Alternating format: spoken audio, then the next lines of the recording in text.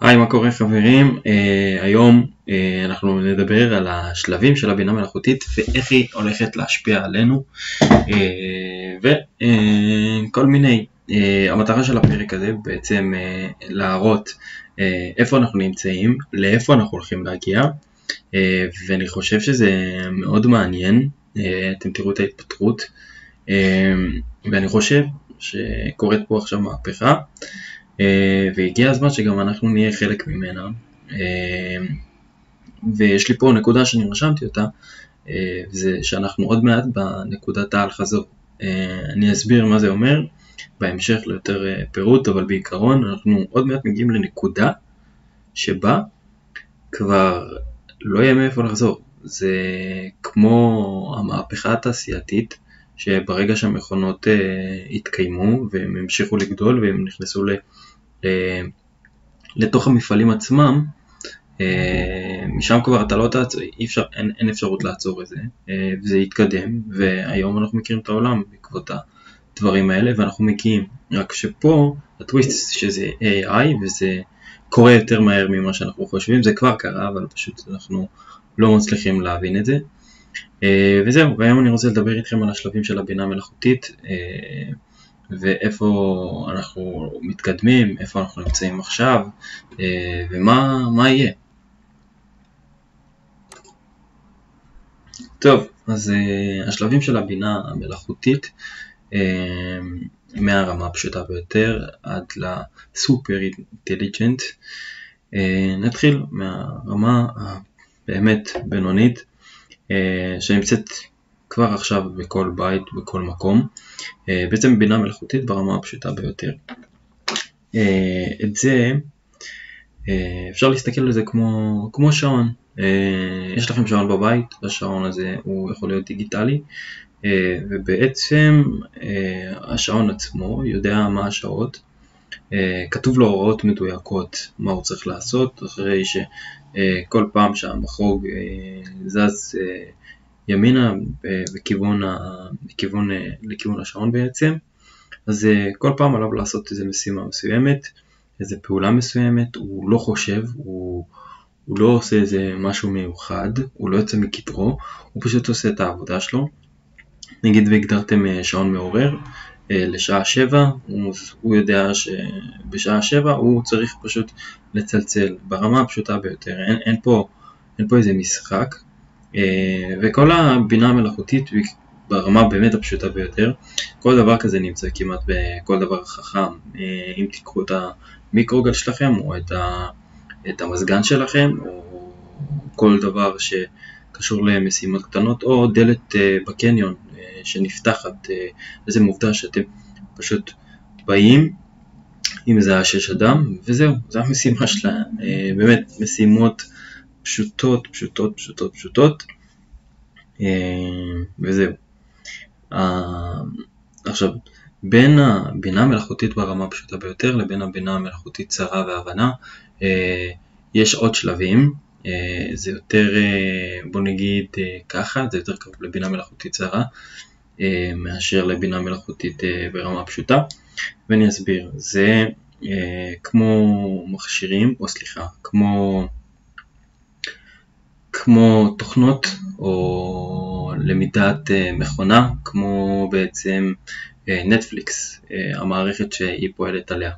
מה זה אומר בעצם? זה בעצם בינה מלאכותית, או יותר נכון משיר לרנינג, מכונה שלמדה אותנו, והיא מצליחה בעצם לראות את התחזיות, לראות את התבניות, ועל סמך זה לקבל בעצם מין אינדיקציה עלינו. מה זה אומר? נגיד נטפליקס, אנחנו צופים בסרטים מסוימים, נגיד שאני מתעניין לרוב בסרטי פשע, אז כל פעם אני צופה בפשע. אז מה הבינה בעצם האלגוריתם הזה עושה? הוא שומר את זה שאני צופה בפשע, ולאט לאט הוא כבר יודע מה התחביבים שלי, מה העדפות שלי, והוא פשוט מציע לי את הדברים הבאים. הוא מציע לי עוד סרטי פשע, וככה זה מתגלגל. ככה זה גם עם אלקסה, וככה זה גם עם סירי, וכל העזרות האישיות שיש בטלפון. הן פשוט מסתמכות על תבניות, בוא נגיד על הרכישות עבר, זה יכול להיות על כל כך הרבה דברים מהעבר שלנו, והן פשוט מציעות. הן בגדר החושבות לאותה משימה, אין פה משהו שמוציא אותה מגדרם, הם נקודתית מתעסקים בזה.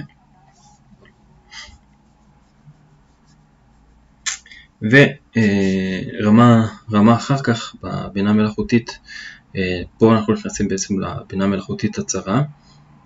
הבינה מלאכותית הצרה היא מאוד ספציפית, פה היא ממש מתעסקת במשהו אחד. הדוגמה שלי פה זה AlphaGo. AlphaGo היא חברה היא בעצם DeepMind, שכרגע נמצאת בגוגל. הם בעצם פיתחו מודל Machine Learning, איזה בינה מלאכותית מסוימת שהתעסקה במשימה מאוד ספציפית והפכה להיות הכי טובה בו. זה בעצם בינה מלאכותית שהיא ספציפית טובה במשימה הזאת. אז AlphaGo, מי שלא מכיר, Go זה משחק סיני עתיק שיש בו כל כך הרבה אפשרויות כגודל הגלקסיה. זה יותר גדול משחמט מבחינת המהלכים, ביצועים שאתה יכול לעשות שם. ומה שהם עשו, הם פשוט פיתחו מודל שמתאים למשחק כדי שזה יעקוף את האלוף העולם בגו, וזה קרה ב-2014 אם אני זוכר נכון, ומשם זה יותר התפתח, וזה הרמה השנייה בעצם. ומאחוריה נמצא גם המודלים של ההבנה, שהם יותר מתעסקות ב-LLM וכל מיני, יותר כמו ChatGPT או Cloud או למה של פייסבוק וכל המערכות האלה.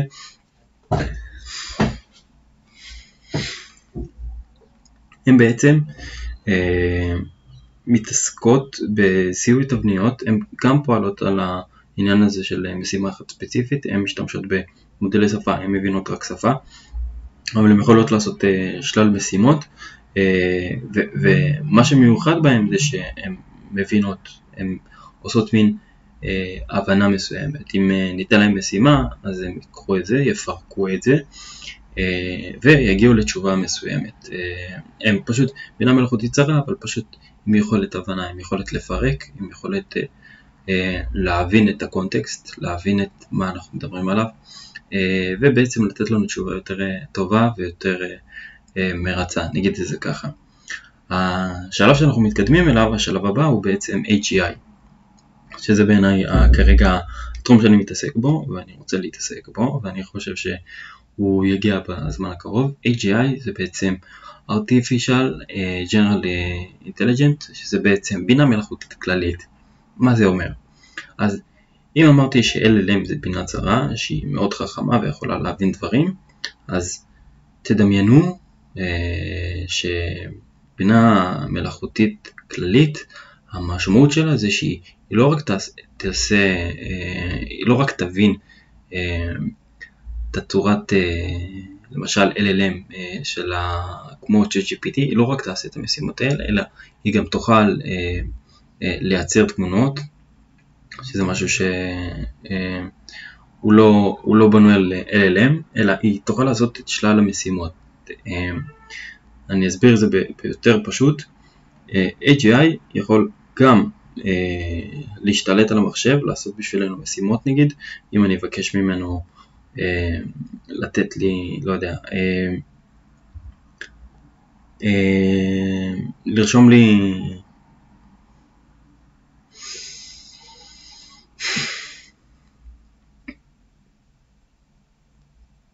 טוב, אז AGI, מה המטרה שלו בעצם?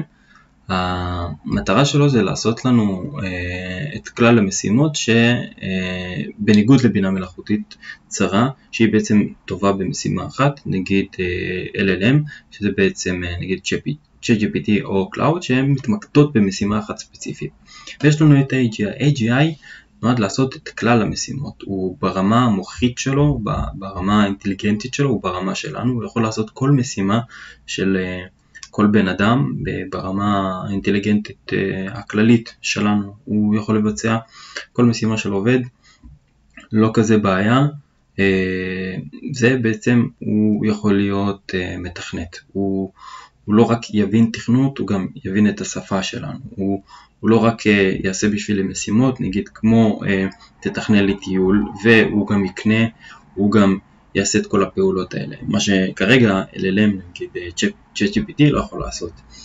אז בעצם הוא גם משתמש ב-LLM, הוא גם מבצע בשביל פעולות, והוא ברמה של עובד, הוא ברמה של אדם רגיל, וזה ה-AGI, וזה מה שאנחנו מתקרבים אליו, וזה הצעד הבא, וזה מעניין, יש כל כך הרבה הצהרות בתחום הזה. שלוק קפה.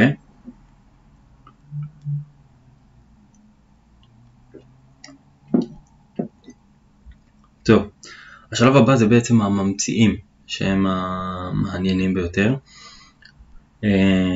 מה זאת אומרת? אם ב-AGI, שהוא עושה בעצם כלל משימות, לא רק משימה אחת ספציפית, הוא עושה עוד הרבה דברים. אז השלב הבא זה בעצם ברמת התחכום שלו, שאנחנו נגיע לממציאים. אם כרגע רופאים במוח שלהם, או בחשיבה שלהם, או ביכולות שלהם, או במשאבים שלהם, לא מצליחים להגיע לרמה שהם מצליחים לפתור נגיד תופעת למחלה לסרטן, או איזה טיפול. אז הרמה של הממציאים זה כבר למצוא את הפתרונות האלה, זה כבר להסתכל מחוץ לקופסה, זה כבר לא לחשוב כמו בני אדם איך שהם חושבים, זה כבר לא להיות ברמה של בני אדם ברמת חוכמה, אלא כבר רמה מעבר, רמה שיכולה לפתור בעיות שאנחנו לא מצליחים לחשוב עליהן. וכבר בשלב הזה, הרמת תחכום שלה היא כבר תהיה יותר גדולה מאיתנו. לשם השוואה, זה כמו שאני עכשיו אסביר לאדם קדמון מה זה בלוטוס. מכמה שאני רוצה, יש כל כך הרבה דברים מאחורה שאני צריך להסביר לו בשביל שיבין מה זה בלוטוס. אז זה הרמה בעצם של הממציאים, ויש לנו את השלב בעצם האחרון לכרגע. יש עוד, יש גם, שזה בעצם ASI, שזה בעצם Artificial Super Intelligence, שזה בעצם אינטליגנציה סופר, שזה בעצם הרמה, אפשר להגיד האחרונה, אבל יש עוד התקדמות, שזה כבר אחר כך סופר אינטליגנט שיש לה כבר מודעות, ואפשר פשוט ללכת עוד, אבל בואו נתמקד בזה, שזה בעצם בינה מלאכותית שהיא לא רק עושה משימות ספציפיות כמו AGI או משימות כלליות כמו AGI, אלא היא כבר יכולה להשתלט על ארגונים. מה זאת אומרת? היא כבר יכולה לנהל חברות משלה, היא יכולה לנהל אפילו את הממשלה, היא כבר יותר חכמה מאיתנו באלפי מונים, והיא יכולה לפתור כל כך הרבה בעיות שאנחנו לא נצליח. מה שמיוחד זה שהיא גם תלמד את עצמה, זה לא רק יהיה אנחנו מלמדים אותה, כבר בימים האלה כבר נגמר לנו הדאטה, נגיד את זה ככה, של הלמידה לבינה מלאכותית,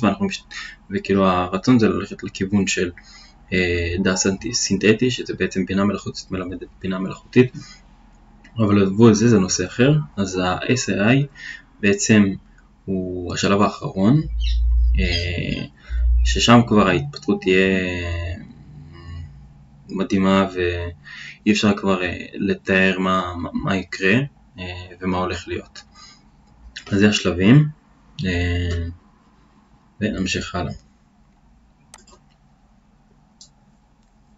טוב, אז מבחינת איפה אנחנו נמצאים עכשיו וההצהרות שיש היום, אני כבר חושב שיש סוכני AI, הם עוד עדיין לא חכמים כמו שאנחנו רוצים, אבל סוכנים זה בעצם תת נושא, אני אגיד את זה ככה, זה כאילו השלב שלפני AGI, והשנה הזאת הולך להיות מדהים. אני כבר רואה חברות שמשתמשות ב-AGI, ואנחנו גם יכולים להשתמש ב-AGI.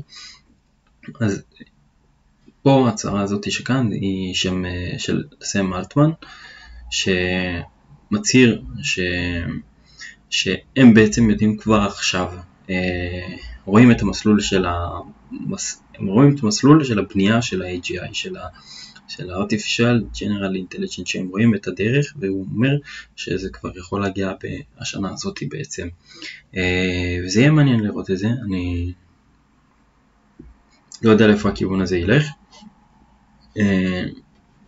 וזה לא רק הוא, זה מלא הצהרות, גם כמו מנכ"ל מייקרוסופט, בעצם כל כך הרבה גורמים בתעשייה הזאת שמתעסקים בזה, שמצהירים כל כך הרבה הצהרות. זה לוגן, הוא עובד בגוגל והוא אחראי על כל העניין של ה-AI, והוא אומר שדווקא אנחנו נראה יותר סוכנים מאשר AGI, אבל שוב, כל אחד והצהרות שלו, וכל אחד והאמירות שלו. מה שאני אומר בסופו של דבר זה שכל החברות הגדולות אומרות או שיהיה AGI או שאנחנו כבר מגיעים לרמה של הסוכנים. אני כבר רואה פעולות של סוכנים, די בניתי סוכנים ועכשיו אני גם בונה סוכנים, זה לא כזה בעיה. הם עדיין לא ברמה חכמה, אבל הם מבצעים את העבודה, מגיעים ל-90% דיוק, וככל שמלמדים אותם יגיעו ליותר. קיצור, הם כבר פה, רק צריך לדעת איך להשתמש בהם. טוב, עוד הצהרה של סם אלטמן, זה הרגע שאנחנו מגיעים לסינגולריות, שזה בעצם הרגע שבו בינה מלאכותית עוקפת אותנו מבחינת המחשבה ותגיע להתפתחות אינסופית. אם כרגע הבינה מלאכותית נמצאת כאן, שהיא ברמה של GPT-4, שזה בעצם ברמה של תלמיד תיכון, אז הרמה שאנחנו נגיע אליה כאן, שזה בעצם לאט לאט, ככה כל פעם אנחנו מתקדמים בצעדים קטנים, ותראו, סביבות 2026, אנחנו מתקדמים בצעדי ענק. אני כבר אומר, כבר כאן היא תעשה פעולות מדהימות, וזה הריינג' של ההתפתחות עצמה, ואני מאמין שברגע שנגיע לפה, יהיה לנו כבר פה את הסופר אינטליג'נט, כי זה כבר הרמה של רמה שהיא פשוט תתפתח בצורה מהירה, שלא יהיה לנו כל כך שליטה בזה. זה כאילו גם הנקודה שבה אומרים שלא יהיה לנו כבר נקודה שאנחנו נוכל לשלוט באינטליגנציה הזאת, והיא תהיה יותר חכמה מאיתנו והיא תחליף אותנו בהרבה דברים. הצפי הוא זה שזה יקרה עד 2030, כל מיני תחזיות. גם זה לא רק סם אלטמן, זה אילון מאסק, זה מנכ"ל מייקרוסופט, זה מנכ"ל NVIDIA, זה כל מנכ"ל כמעט של חברה טכנולוגית מסוימת שמצהיר הצהרות. העניין הוא שזה יקרה ב5 שנים הקרובות, וצריך להתכונן, ניתן את הדבר הבא, שזה, נגיד זה מאוד מעניין, זה קרה כבר ב-2014, הסיפור של קלרנה. קלרנה זה בעצם חברת תשלומים שמכיר כמו סטרייפ, או פה בארץ, לא יודע, חשבונית ירוקה, לא זוכרים הם עושים תשלומים, קרדום נגיד, זה חברת תשלומים מסוימת. וקלרנה בעצם לקחה AI Assistant, שזה בעצם סוכן שהוא עוזרת אישית בעצם של AI, והם בנו אותו למודל של OpenAI, וזה כבר אחרי 4 שבועות, הסוכן הזה טיפל ב2.3 מיליון לקוחות. תבינו את האמירה פה, הוא טיפל ב2.3 מיליון לקוחות בחודש אחד שלם. אני כבן אדם לא יכול לבצע את המשימה הזאת, אני לא אוכל לטפל. ויש פה עוד יתרונות, זה לא רק זה, זה עצם העובדה שהוא טיפל ב2/3 מכל ה-customer service, מכל השירות לקוחות, כי בדרך כלל בשירות לקוחות מה שקורה זה שרוב הבעיות, נראה לי 70% מהבעיות זה אותן בעיות, זה משהו שאפשר לפתור. בינה מלאכותית, בסופו של דבר OpenAI נגיד, או GPT-4, אפשר כבר ללמד אותה, אפשר להכשיר אותה על המידע שקיים אצלנו, ולומר לה שזה רוב השאלות, ולתת לה, היא תעשה את החישובים, היא תעשה כבר את כל מה שצריך בשביל לענות כמו שצריך. אז מבחינת שירות לקוחות, כבר יש לנו אפשרויות לבנות סוכנים שעשו לנו את זה בשבילנו במהירות. ובמיוחד משהו שעניין אותי זה העניין הזה שאם פעם כל פנייה של לקוח הייתה לוקחת 11 דקות, עכשיו זה לוקח 2 דקות כי הבינה המלאכותית פעילה 24/7, והיא מציעה את עצמה לא רק בשפה היחידה, אלא היא משתמשת ב-35 שפות, מטפלת בכולם, עונה מהר, אתה לא צריך פתאום להתעסק בקסטומרס, כאילו אתה כן צריך תמיד. אבל שירות לקוחות הופך להיות משהו שהוא נגיש, כי בוא נגיד יש לי בעיה מסוימת באיזה אפליקציה, עכשיו אני לא צריך להתקשר לבדוק, אני פשוט שולח לבוט, תשמע זה הבעיה שלי, כמו שאנחנו מבקשים פתרון מ-OpenAI, מ-ChatGPT 4, אני אומר לו זה הבעיה שלי, הסוכן עצמו מה שהוא עושה זה, קודם כל רואה את השאלה, לוקח את השאלה, עובר ל-OpenAI, משתמש בזה, ובנוסף יש לו גם דאטאבייס, שם נמצא כל הדאטה של החברה, והוא גם משתמש בזה, בעצם יש לו כלי, והוא עושה את החישובים, נותן לו כבר את התשובה לאותו לקוח, וככה זה פשוט רץ, וככה הוא יכול לטפל ב-2.3 מיליון לקוחות, כי אני לא יכול לטפל ב-2.3 מיליון לקוחות, גם אם הייתי עובד 24/7, אולי, לא יודע, הייתי מטפל ב1,000 איש, גג, אני לא יודע, אני חושב 1,000 איש, ברמה מוגזמת. אז בעצם מה שאנחנו רוצים לומר, מה שהם רוצים לומר זה שבסופו של דבר הוא עשה עבודה של 700 עובדים או 700 בפול טיים אייג'נטס, בעצם הוא עושה עבודה של 700 אנשים בעצם, בוא נגיד את האמת, כאילו 700 עובדים של שירות לקוחות, הוא עושה את זה ב4 חודשים, מה ש700 אמורים לעשות.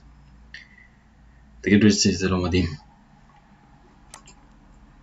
טוב, לסיכום, יש את העניין של לקבלת הבנה יותר עמוקה, כבר עשיתי סרטון על בינה מלאכותית ואיך היא עובדת, מציע לכם להירשם לערוץ ולראות, אתם לא חייבים להירשם לערוץ ואתם הבנתם את הראש, ושאני אומר, המהפכה כבר כאן, יש כבר חברות שמיישמות, אחת החברות שמיישמת את זה למשל Salesforce, זה בעצם הפעם הראשונה שחברת מכירות עוברת אני אסביר עליה אחר כך, אבל בעצם זה חברת מכירות הראשונה שעברה מהמודל של מכירות, היא פשוט עברה למודל הסאס של בענן, קיצור מי שהבין, מי שלא, הכל בסדר, אני אסביר בעתיד.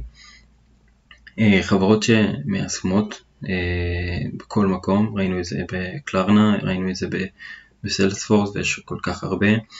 לכו תראו את זה, זה בעיניי מדהים. יש את 11 Labs, שזה בעצם, יש לך אפשרות לפתוח שירות לקוחות, כרגע זה באנגלית, אבל שירות לקוחות, אתה יכול לדבר עם סוכן, אתה יכול לדבר איתו ולשאול אותו, אתה מעלה לו איזה מידע, איזה קובץ מסוים לגבי החברה שלך, לגבי העסק שלך, אתה מדבר איתו והוא פשוט נותן לך תשובות, הוא מתקשר, כאילו זה ב-text to speech, כאילו בדיבור, אני מדבר איתו, לא צריך אפילו text to speech, אני פשוט מדבר איתו וזה מספיק. והנכונות שלי זה להנגיש, בעצם לקחת את כל המידע שאנחנו לומדים, שכל הדברים שקורים, כל המהפכות שקורות, כל הדברים האלה פשוט להנגיש, כי לא יודע, כאילו זה מפריע לי שמתעלמים מהדברים האלה, כי לא רואים את זה בעיניים, זה קורה, זה פשוט מהפכה שקטה, אבל זה פשוט קורה. ובנוסף לזה השבוע יצא עוד פרקים מעניינים, במיוחד על סוכנים, ופרק כזה שמסכם את כל מה שעשיתי השבוע, יהיה מעניין. קיצור, תודה רבה תודה רבה על ההקשבה, ואני אשמח שתיתנו בלייק ותיתנו בסאב. יאללה, שבוע טוב.